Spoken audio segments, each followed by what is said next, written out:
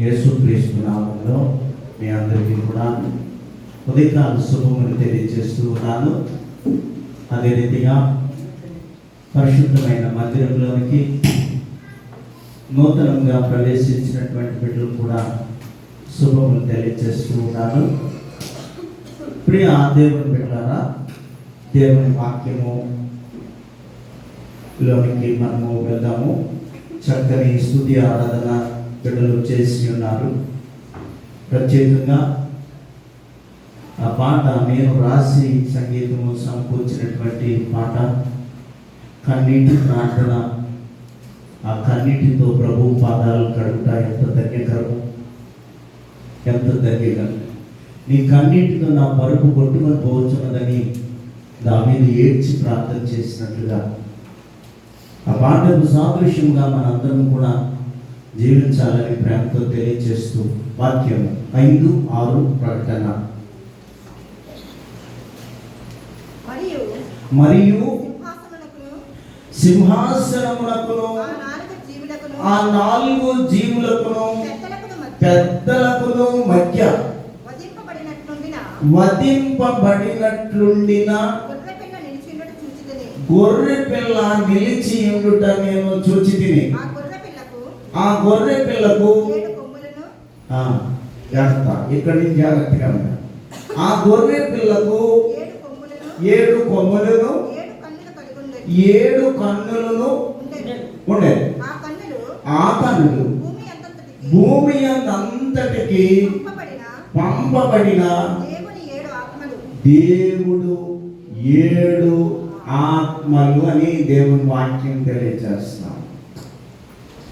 అదే రీతిగా మనకున్నటువంటి 2వ లేఖన భాగంలో మొదటి రాజుల గ్రంథము 1వ అధ్యాయము 51, 52 వచనాలు మనం చూస్తున్నాం. అదోనియా రాజైన సొలొమోనునకు భయపడి బలిపీఠపు కొమ్ములను పట్టుకొని రాజైన సొలొమోను తన సేవకుడనైన నన్ను కత్తి చేత చంపకుండా ఈ దినమున నాకు ప్రమాణము చేయవలెనని మనవి చేయునట్లు సొలొమోనునకు సమాచారము రాగా సొలొమోను ఇలాగున సెలవిచ్చెను. అతడు నన్ను యోగ్యునిగా అగుపరుచుకొనిన ఎడల అతని తల వెంట్రుకలను ఒకటైనను క్రింద పడదు, కానీ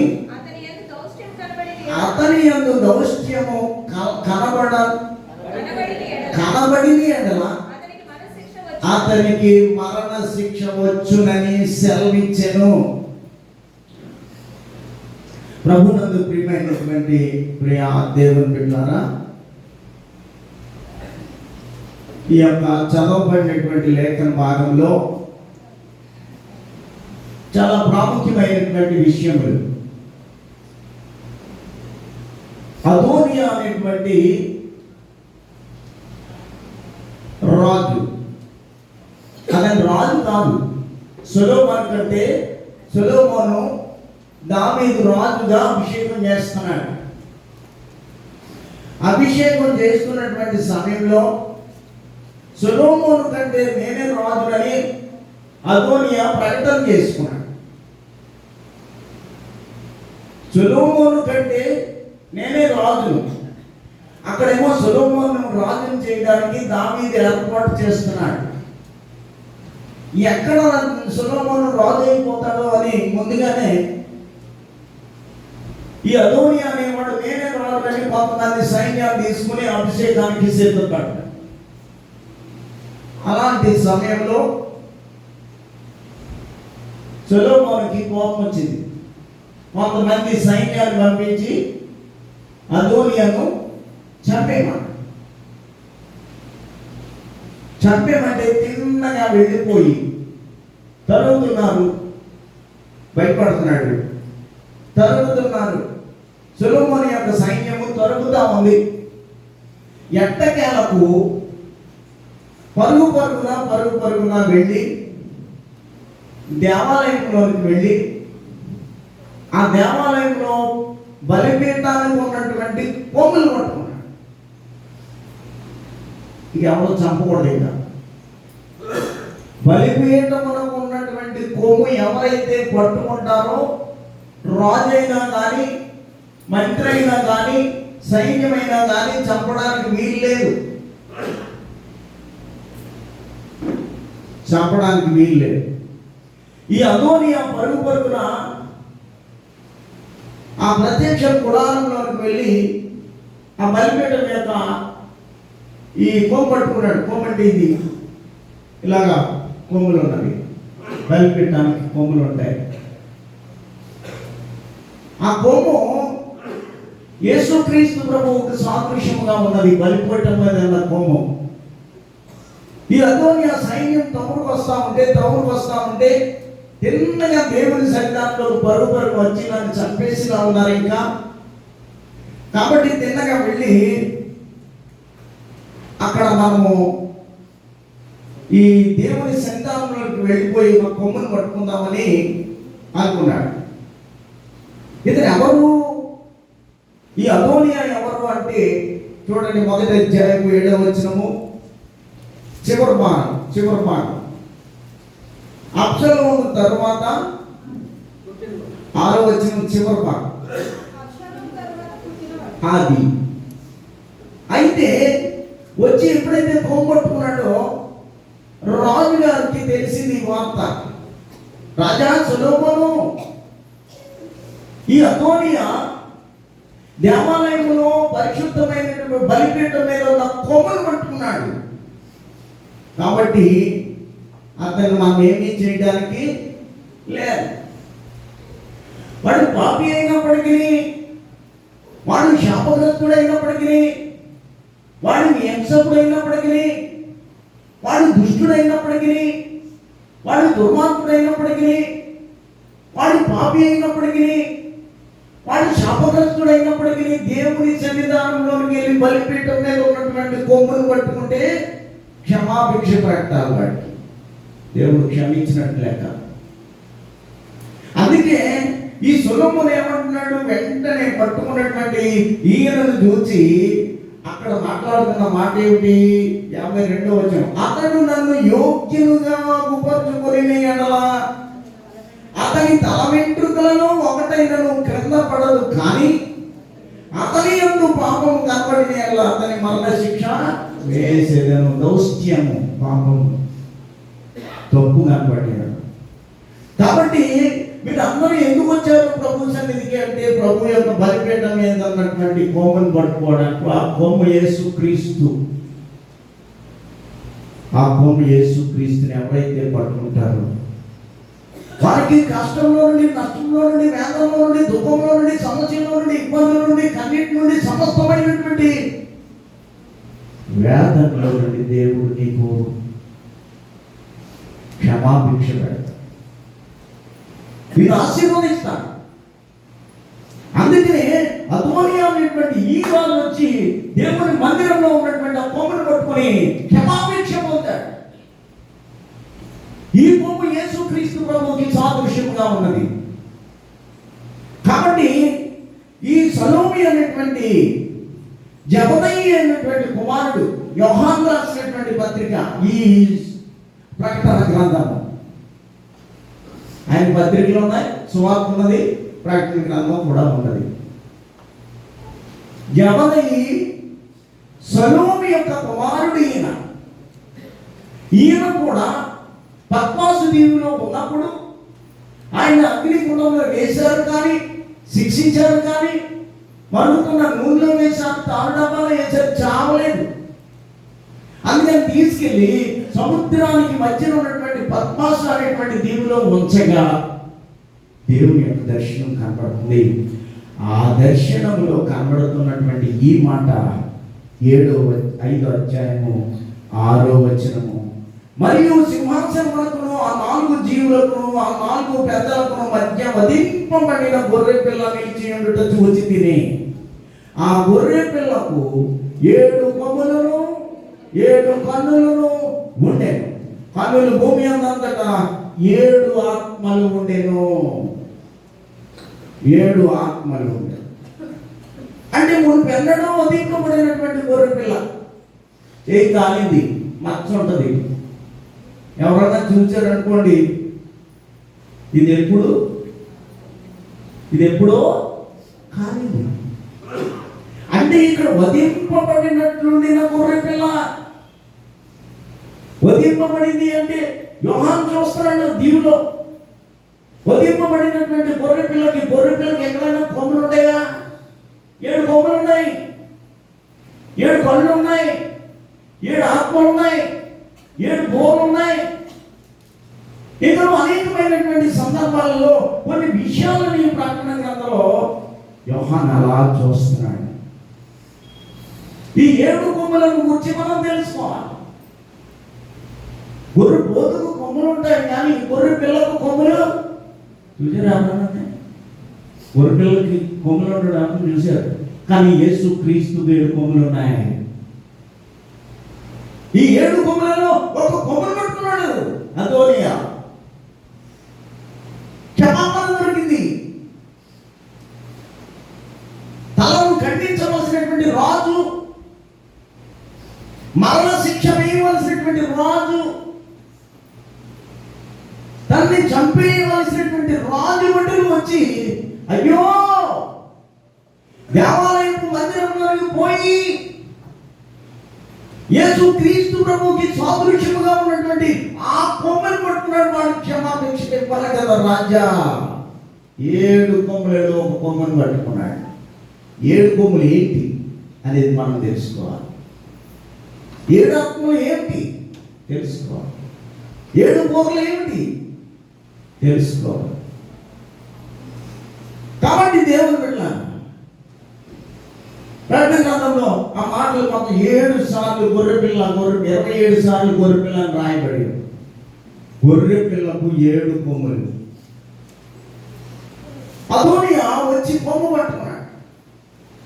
మనం కూడా ఏదైనా దోషం నీ ఎడల జరిగినప్పుడు, నీకుగా జరిగినప్పుడు దేవుని సన్నిధానంలోకి వచ్చి మనం ప్రార్థించేటటువంటి యోగ్యత, ధన్యత యేసు క్రీస్తు ప్రభు ఇచ్చాడు. అందుకే మనం ఇక్కడికి వచ్చాం. కాబట్టి దేవుని బిడ్డలారా, ఈ జబదయి కుమారుడు సొలొమోను కుమారుడైనటువంటి యోహాను, పరిశుద్ధ గ్రంథంలో 5 యోహాను ఉన్నారు. 5 యోహాను.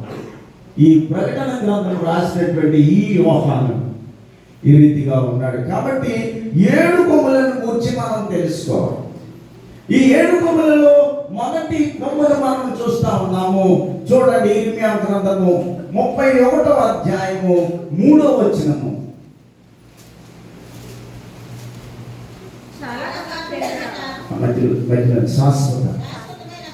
శాశ్వతమైన ప్రేమతో నేను నిన్ను ప్రేమించుచున్నాను కనుక విడువక నీ ఎడల నేను కృప చూపుచున్నాను. ప్రేమ అనేటువంటి కొమ్ము యేసు క్రీస్తులో ఉన్నది. సమస్త మానవాల్ని ప్రేమిస్తాడాయన.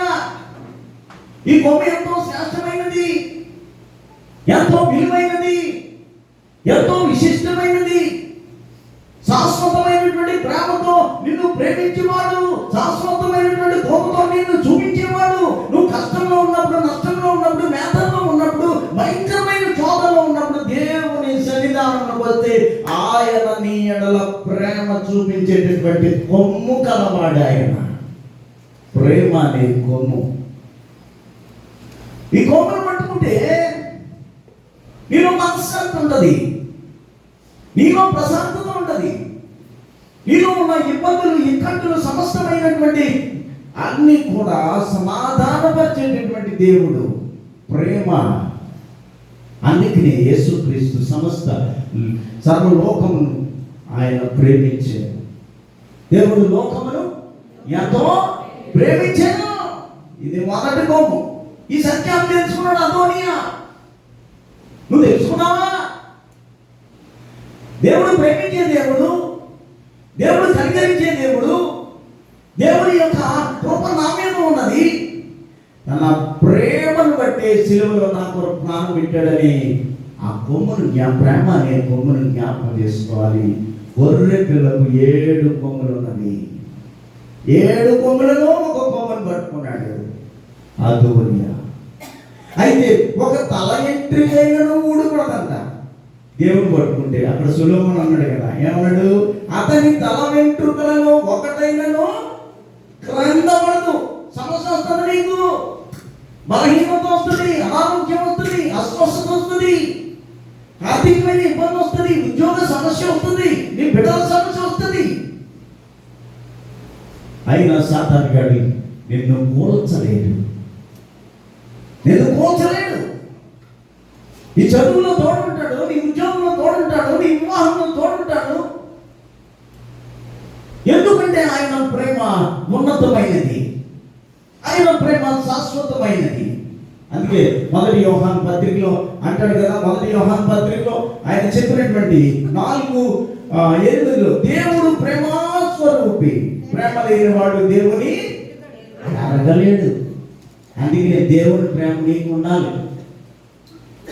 అయ్యో నేను ఏమాత్రం దాన్ని, నేను ఏ పాటి వాడను, నా పాపములు క్షమించడానికి, నా బిడ్డల యొక్క పాపములు క్షమించడానికి, నా తల్లి పాపం క్షమించడానికి, నా తండ్రి పాపం క్షమించడానికి యేసుక్రీస్తు సిలువలో మరణించాడు.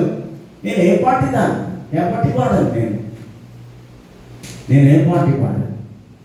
అందుకే ఆయన క్షమించాడు కాబట్టి ఆ శ్రేష్టమైనటువంటి ప్రేమను నీవు నేను కలిగి ఉండాలి అనే సత్యాన్ని వాక్యం ద్వారా తెలియజేస్తా ఉన్నాను. అంటాడు ఈయనంటాడు సామెతల గ్రంథంలో 10వ అధ్యాయంలో 12వ వచనం చాలా ప్రాముఖ్యమైనటువంటి మాట. పగ ఏం చేస్తుందంట? కలహము రేపును. చూసారా ఎంత ప్రేమ, ప్రేమ యేసుని ప్రేమ, అది ఎవరు చూపలేనిది. ప్రేమ యేసుని ప్రేమ, అది ఎవరు చూపలేనిది. కాబట్టి దేవుడు బిడ్డ యేసుక్రీస్తు ప్రేమ కలిగి ఉండాలి మనము.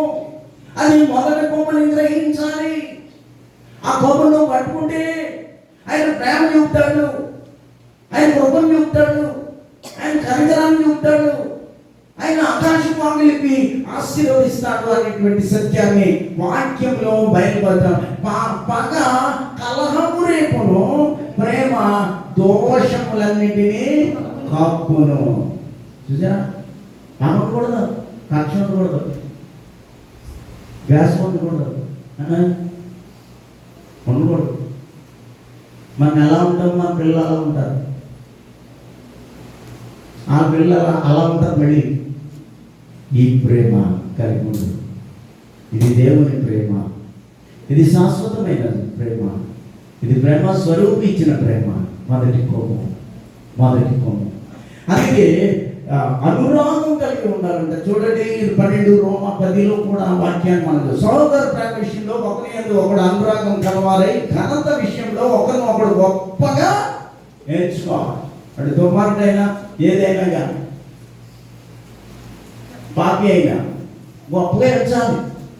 ఇతరుల పట్ల ప్రేమ కలిగి ఉండాలి, ప్రేమానురాగం కలిగి ఉండాలి. ప్రార్థన చేస్తాను,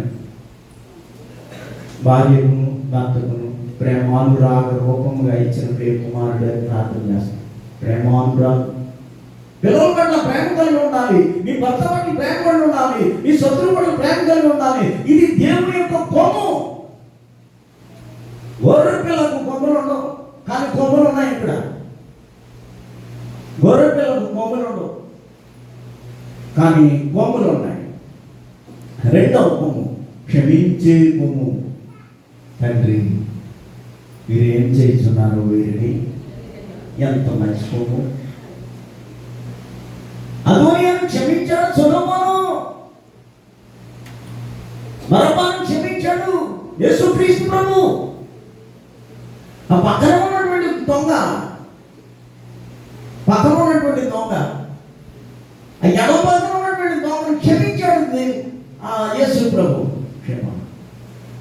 క్షమించే కొమ్ము. ఆ కొమ్మును పట్టుకున్నా క్షమిస్తాడు నేను. ఇప్పుడున్నాయో నాలో ఎన్నో తప్పిదములు ఉన్నాయి, ఎన్నో పాపములు ఉన్నవి, ఎన్నో శ్రమలు ఉన్నాయి, ఎన్నో దుఃఖాలు ఉన్నాయి, ఎన్నో కన్నీళ్ళు ఉన్నాయి. వీటన్నింటినీ ఆయన ధరిని చేర్చుకొని నన్ను క్షమించేటటువంటి దేవుడుగా ఉన్నాడు, క్షమించేటటువంటి దేవుడుగా ఉన్నాడు. అందుకే నేను ఒకసారి ఈ పాట మన అలాంటి డేస్లో పాడారు కానీ వీళ్ళు అప్పుడు వీళ్ళకి అందలేదు, ఆయన వెళ్ళిపోతున్నాడు. అయితే దేవుడు బిడ్డలారా, ఆ ఎడమ పక్కన ఉన్న దొంగని ఆలోచించి నేను ఒక చిన్న ఇది రాస్తున్నాను. యేసు నీ రాజ్యముతో వచ్చినప్పుడు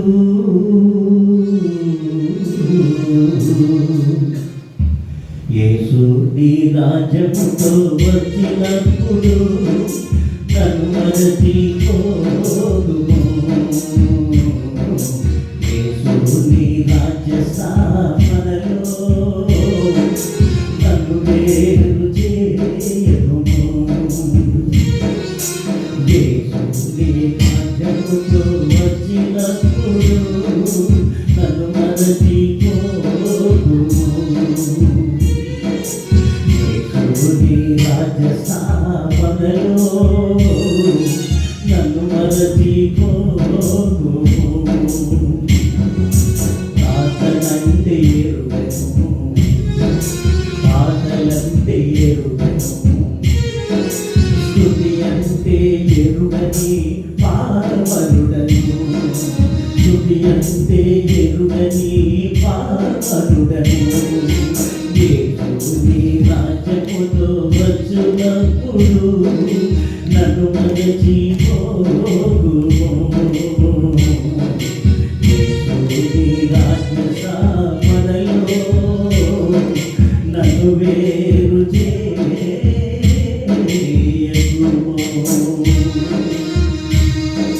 కాబట్టి ఆ దొంగ పాడిన వాడు ఇలా పాడి ఉంటాడేమో అనుకున్నాను నేను.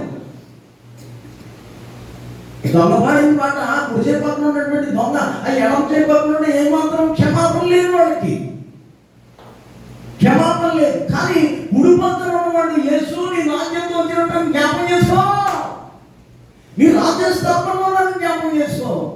ప్రార్థన రాదు, పాటలు రావు నాకు, స్తుతి రాదు నాకు, పాపనుడను. రెండవ కొమ్ము క్షమాపణ కొమ్ము. ఎంత చక్కని కొమ్మలు. ఏడు చెప్పాలంటే సమయం చక్కటిగా నామలో ఉన్నారు కాబట్టి ఇంకోటి చెప్పి ముగిస్తాను. 3 వచ్చే వారం మీకు 4 చెప్తాను, అలాగే వచ్చే వారం చెప్తాం. ఇప్పుడు ప్రస్తుతానికి ప్రేమ అనే కొమ్ము, క్షమాపణ అనే కొమ్ము. కొమ్ములో మరొక మాట, తండ్రి మీరు ఏం చేయించున్నారు? రోమపత్రిక 12వ అధ్యాయం 20వ వచనంలో, కాబట్టి శత్రువు ఆకలి కొని ఉంటే అతనికి భోజనం పెట్టుము, దప్పికొని ఉంటే దాహమేమో. అలాగ చేయటం వలన అతని మీద నిప్పులు పోసినట్లుగా ఉన్నాం. క్షమించేటటువంటి తత్వాన్ని మనందరూ కలిగి ఉండాలి. అది రెండవ కోపం. కాబట్టి దేవుని బిడ్డ, ఇవన్నీ కూడా యేసుక్రీస్తు ప్రభువు మనకు అనుగ్రహించిన కొమ్ములు కనుక అదోని అనేటువంటి వాడు ఎలా కొమ్ములు పట్టుకున్నాడో మనం కూడా ప్రభు సన్నిధానం వచ్చి ప్రార్థించాలి. ప్రభువా, నీ కొమ్ము నేను పట్టుకున్నాను, నాకు ప్రేమను అనుగ్రహించు. ప్రభువా, క్షమాపణ అనుగ్రహించు. నీ కృపా కనికరమును అనుగ్రహించి నన్ను ఆశీర్వదించు. నా కుమార్తెలను, నా పిల్లలను, నా సమస్త కుటుంబానికి, నా రక్త సంబంధులను అందరినీ కూడా నీ బలము చేత. కొమ్ము అంటే బలం, కొమ్ము అంటే శక్తి, కొమ్ము అంటే బలము, కొమ్ము అంటే శక్తి. కనుక దేవుని పిల్లలు చూడండి, ఎఫెసీ పత్రికలో ఒక వాక్యం చదివి ముందుకు వెళ్ళిపోదాం. కొమ్ము అనే మాటను మనం చూస్తున్నాం. 1:7 దేవుని కృపా మహదైశ్వర్యమును బట్టి ఆ ప్రియుని యందు ఆయన రక్తం వల్ల మనకు విమోచన, అనగా మన అపరాధములకు క్షమాపణ. ఇక 3వది రక్షించే కొమ్ము. 1 ప్రేమ అయితే, 2 క్షమ అయితే, 3 రక్షణ. ఏ స్థితిలో ఉన్నాం మనం? ఏ స్థితిలో ఉండేవారు?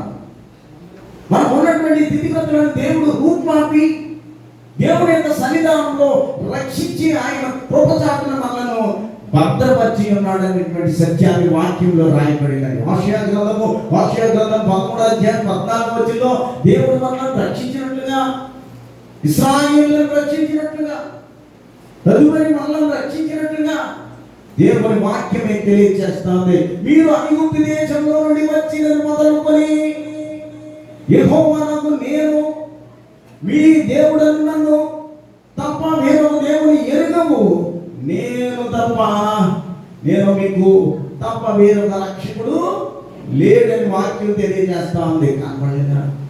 13:4 వదిలేండి, ఇంకా ఆ టైం పోయింది. కాబట్టి దేవుడు పెట్టారా ఈ వాక్యాన్ని జ్ఞాపకం వినండి. కాబట్టి మొదటిది ప్రేమ అనేటువంటి కొమ్మును మనం చూస్తున్నాము, రెండవది క్షమ అనేటువంటి కొమ్మును మనం చూస్తున్నాము.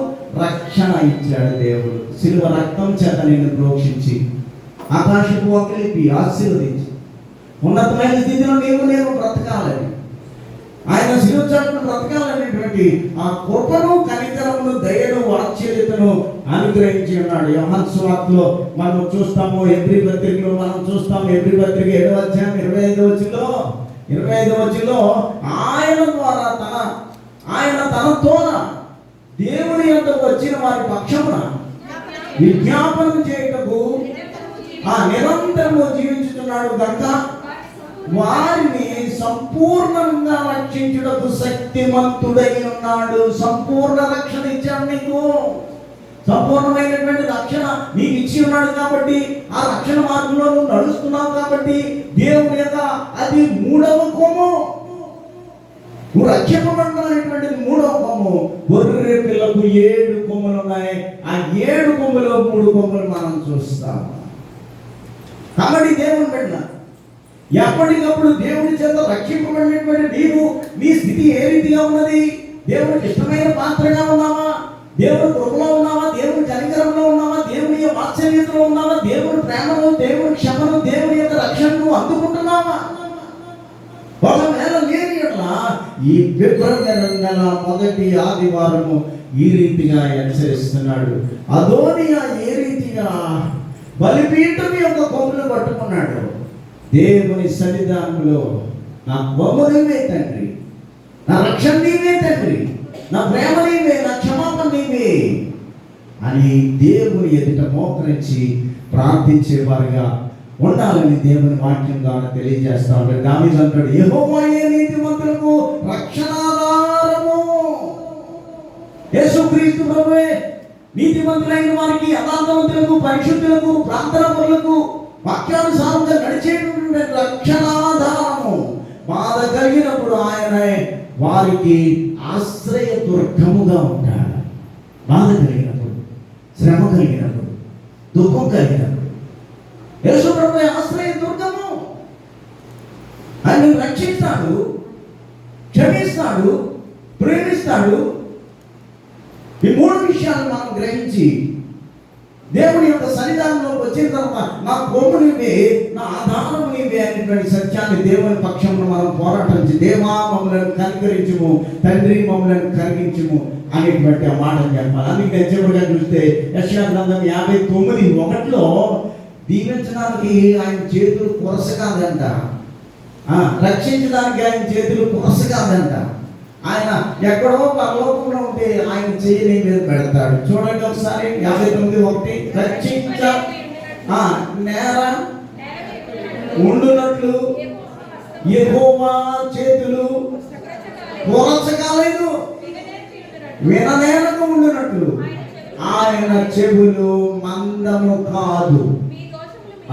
మీ దోషములను క్షమించేటటువంటి దేవుడు. కాబట్టి దేవుని చేతులు ఎంతో విశాలమైనవి. దేవుని యొక్క చేతులు విశాలమైనవి. ఏ స్థితిలో ఉన్నావో, ఎలా ఉన్నావో, నేను ఏమై ఉన్నానో అంతా దేవునికి తెలుసని పౌలు గారు చెప్పినట్లుగా దేవుని సన్నిధానంకి వస్తే నీవే నా కొమ్ము ప్రభువా, నీవే నా ప్రభు ప్రభువా, నీవే నా ప్రేమ, నా క్షమాపణ, నా రక్షణ అని చెప్పి నిత్యము ప్రార్థన చేసేవారుగా ఉండాలి. ఇంకా 4 కొమ్ములు ఉన్నాయి, అవి వచ్చే వారం చెప్తాను. మరి వాళ్ళలోకి వెళ్ళాలి. కాబట్టి ఈ మాటల చేత దేవుడు మిమ్మల్ని ఆదరించి ఆయన శిలువ చాటును మరుగుపరిచి ఆయన రక్తంతో ప్రోక్షించును గాక. ఆమేన్. నిన్ను ఆశీర్వదించి నిన్ను కాపాడును గాక. ప్రభు నీకు తన సన్నిధి కాంతి ప్రకాశింపజేసి నిన్ను కరుణించును గాక. ప్రభు నీ మీద తన సన్నిధి కాంతిని ఉదయింపచేసి సంతోషమును, సమాధానమును, ఆరోగ్యమును సమృద్ధిని కలుగజేయును గాక. ఆమేన్, ఆమేన్, ఆమేన్.